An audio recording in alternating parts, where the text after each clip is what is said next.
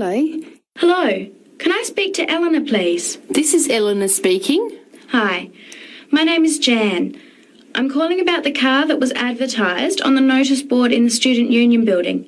Is it still for sale? Yes, it is. Your ad says it's a 1985 Celica, in good condition.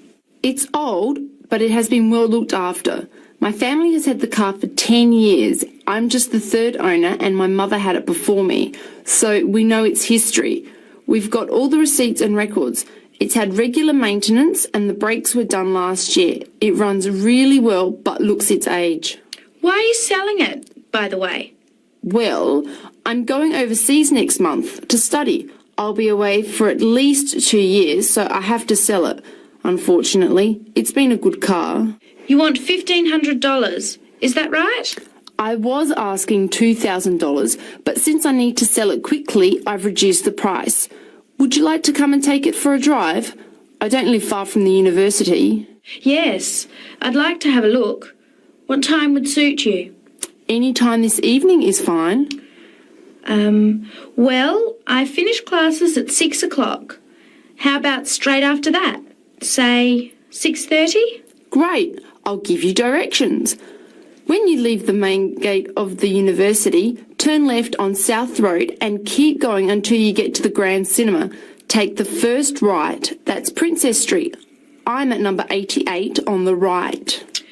So it's 80 Princess Street? No, it's 88 Princess Street and the suburb is Parkwood. You'll see the car parked in front. It's the red one with the for sale sign on it. Okay, thanks Eleanor. I'll see you later. Bye. Before you hear the rest of the conversation, you have some time to look at questions 7 to 10.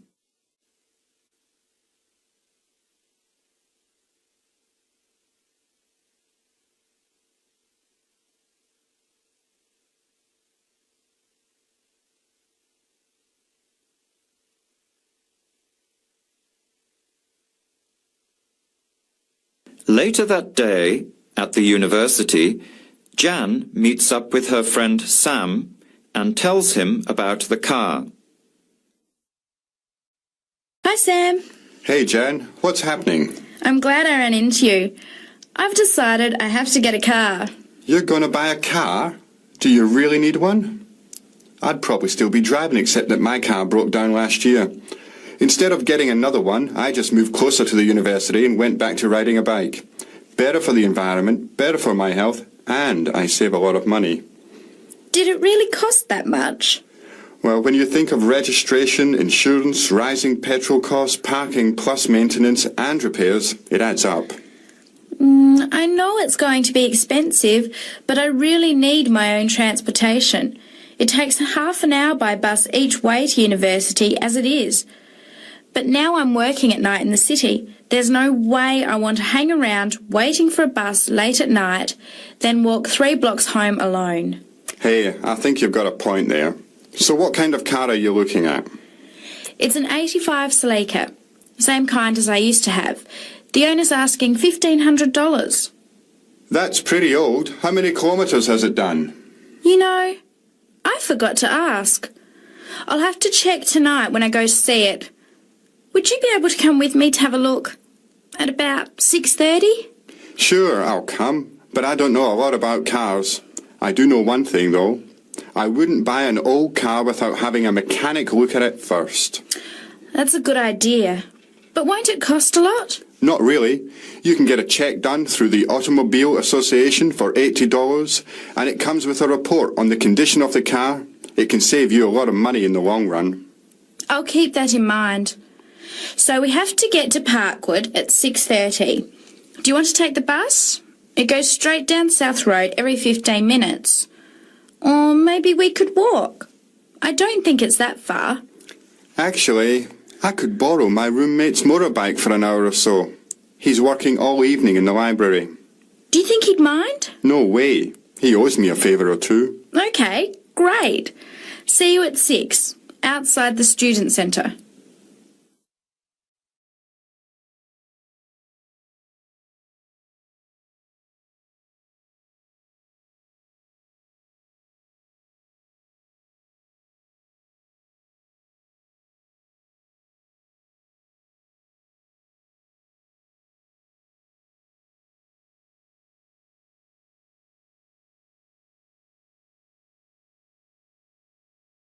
That is the end of part 1. You now have 1 minute to check your answers to part 1.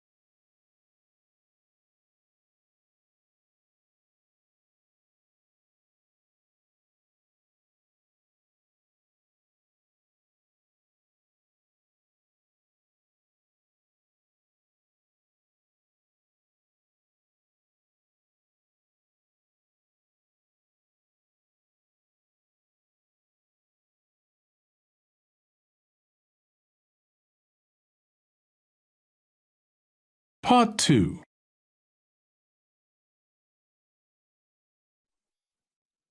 You will hear a talk on local radio about a short film festival in the town of Adborne.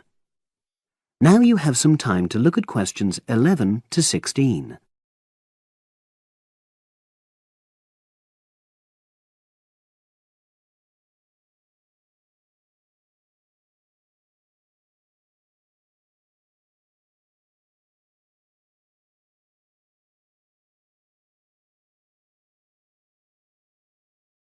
Now listen and answer questions 11 to 16. Today we're pleased to have on the show Fatima Johnson, who is the organiser of the Adborne Film Festival. Welcome, Fatima. Hello. Can you tell us a bit about the background to the festival and what it brings to the town? Well, the festival was started in 1996 by the then Mayor of Adborne, Joanne Smith. She wasn't a filmmaker herself. She'd actually been a very energetic tourism development officer for many years. But Adborne had run a classical music festival, which had been becoming less and less popular in recent years. Joanne was looking around for something to replace it, and to use funds allocated to it to promote something which local people can enjoy. Great. So tell us about the festival nowadays. Well, it's held in the last 2 weeks of August every year, and short films from all over the world are shown in 3 places, in the theatre and our 2 cinemas. Several films are shown in 1 performance, and the whole thing lasts about 90 minutes. Tickets are very reasonably priced. Under 12s used to get in for 50p, but now we charge just £1, which is still very good value. £1.50 for students and £2.50 for everyone else. Performances are advertised all round town and also on our website, www.adbornefest.com. If you're interested in attending any performance, you can buy tickets online, of course. And you can also get them in the library, which is right next to the main shopping area. I'm afraid this year tickets are no longer available from either of the 2 cinemas because of restricted opening times. I understand you also run a film competition? Yes, for under 18s. We have a different theme every year. Last year, for example, the theme was Future Planet, and the winner was a 10-minute documentary encouraging youngsters to be more aware of environmental issues, focusing on getting school kids to cycle to school instead of going by car. This year, the theme is Sporting Nation, so there'll also be lots of ideas to choose from. Now, we're always on the lookout for new local talent, so if you live in the Adborne area and are under 18, you should have a go. We have an excellent prize every year donated by local businesses, shops, hotels, etc. This year, you can win a high-spec movie camera worth over £800. Application forms are on the website, and the deadline for sending in your film to enter the competition is the last day of July. It's May now, so you'll have the whole of June to be working on it.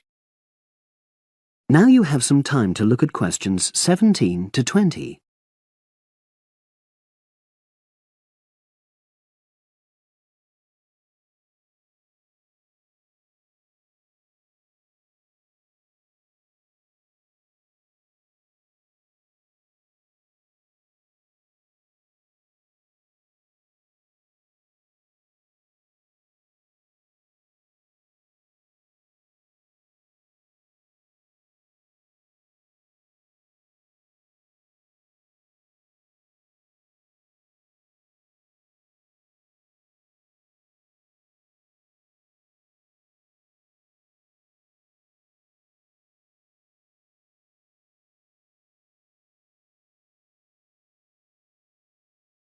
Now listen and answer questions 17 to 20.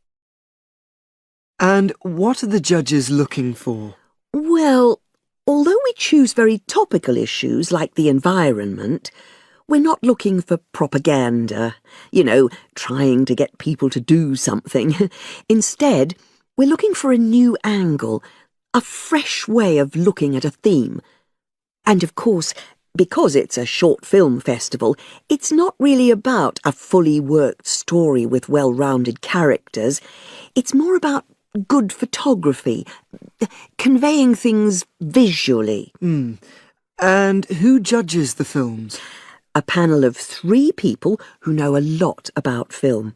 We've used the same judges for many years, and we're very happy with their expertise. One thing we probably will change next year, though, is we want to add another class and another prize for older filmmakers. We'll keep it at a maximum of 10 minutes, though. The length works well for our festival. We also want to use different venues for the film shows, such as community centres and at least one school. It might make performances more accessible to a wider audience. We did explore the possibility of having late-night showings, but that's unlikely to happen in the coming year. So, as I say, if anyone's interested in submitting a film for our competition, go onto our website and you'll be able to access everything.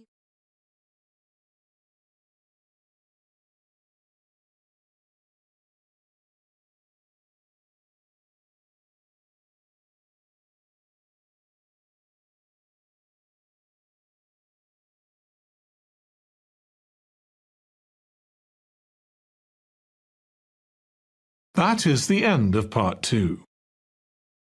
You now have 30 seconds to check your answers to part 2.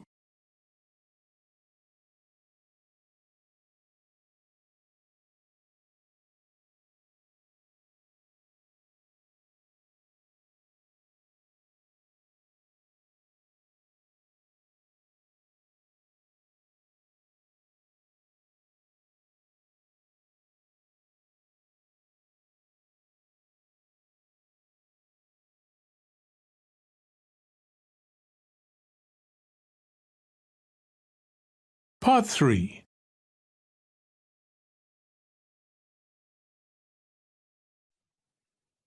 You will hear 2 geography students talking. An older student, called Howard, is giving advice to a younger student, called Joanne, on writing her dissertation. First, you have some time to look at questions 21 to 24.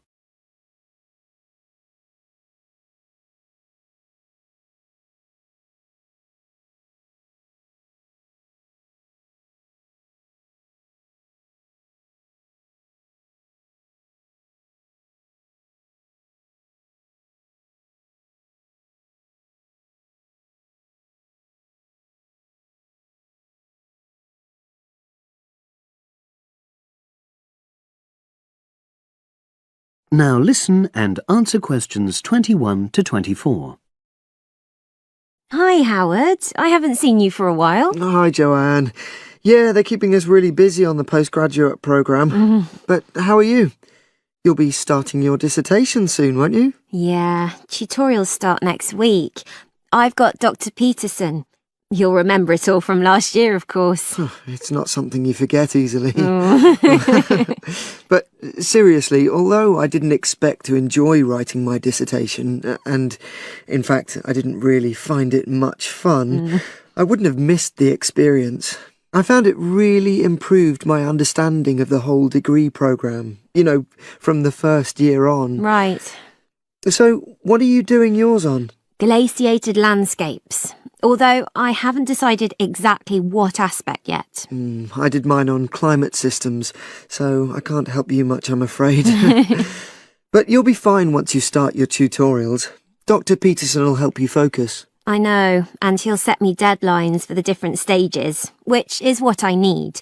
My concern is that I've got tons of material on the topic, and I won't be able to stick to the word limit, I remember I had different concerns when I was doing my dissertation. Last year.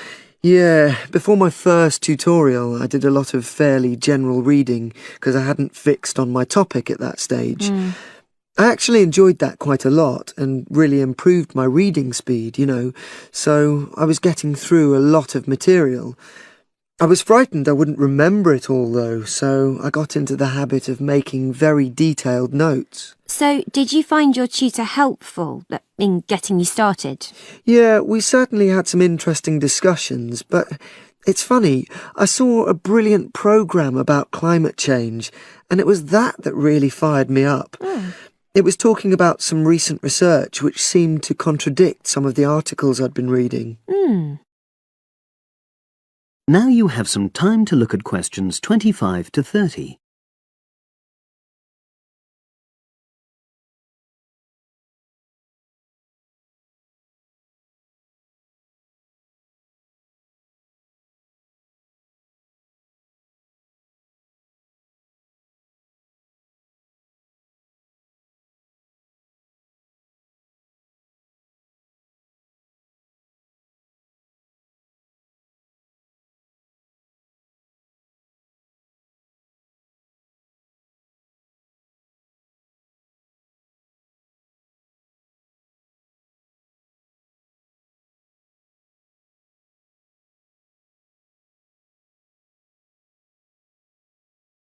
Now listen and answer questions 25 to 30.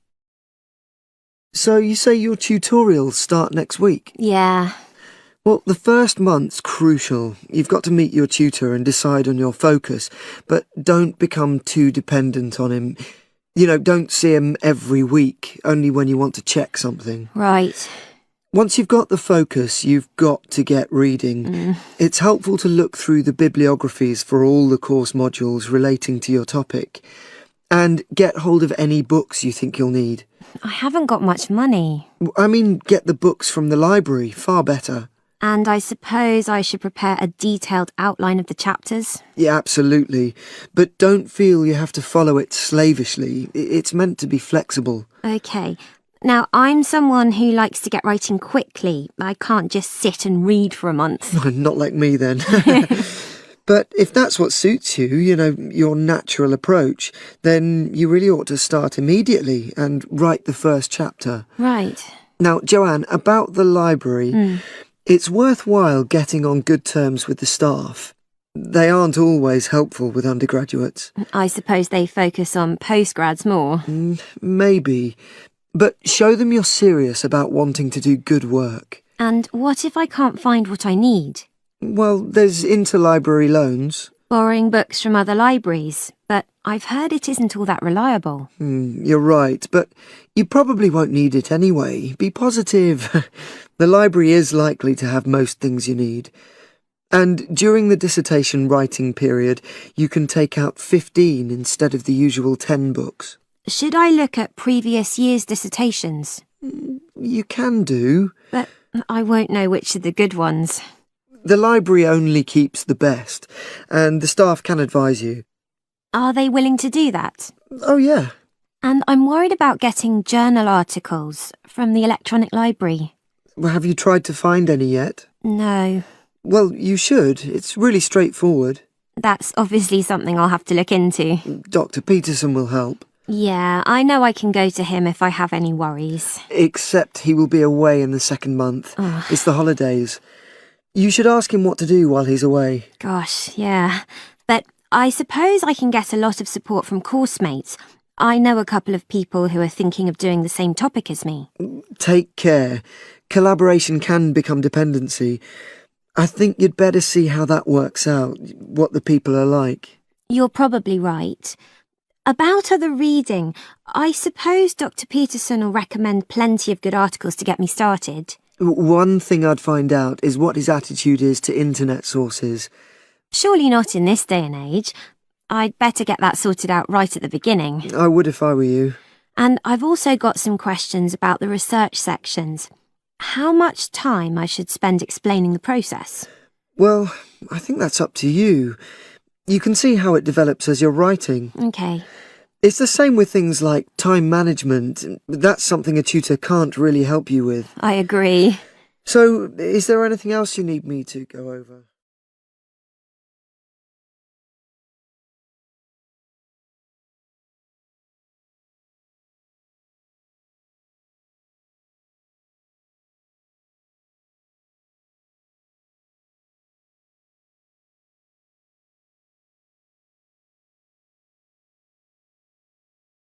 That is the end of part 3. You now have 30 seconds to check your answers to part 3.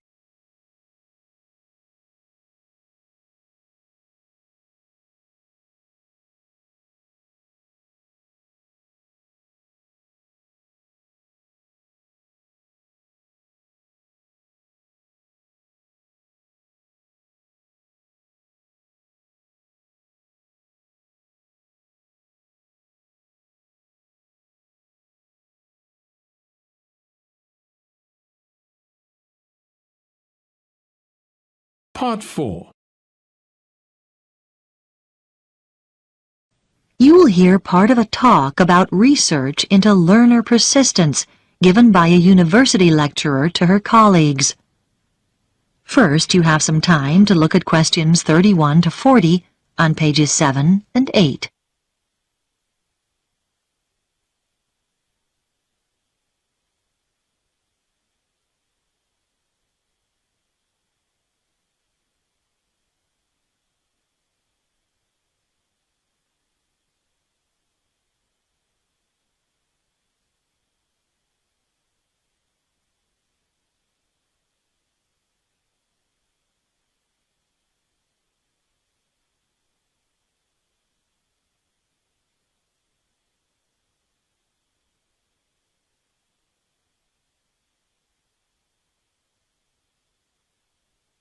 Now listen carefully and answer questions 31 to 40.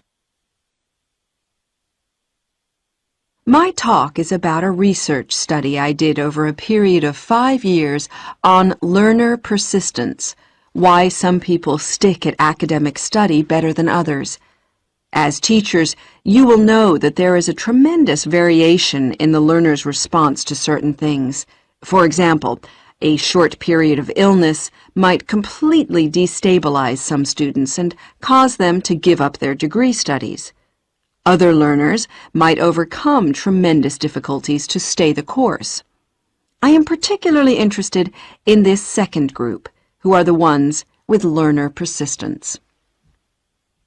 What I decided to do was design a research study using a sample of my university's third-year undergraduate students, 295 in all, who obviously had already stayed the course pretty well. The sample was drawn from a range of ages, but there was deliberately a significant number of mature students, and all respondents were living at home in the local region. I wanted to have this element of consistency, not having some coming from outside the area and living in university accommodation. It should be noted, though, that there was significant variation in home background to reflect the variation in our student population.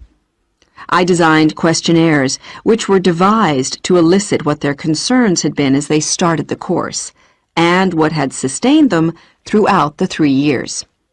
Findings from the first section indicated that their worries when they started varied from financial concerns, though this had not been as strong as I expected, to career prospects. but mature students with children tended to emphasize uncertainties about their relationship with them.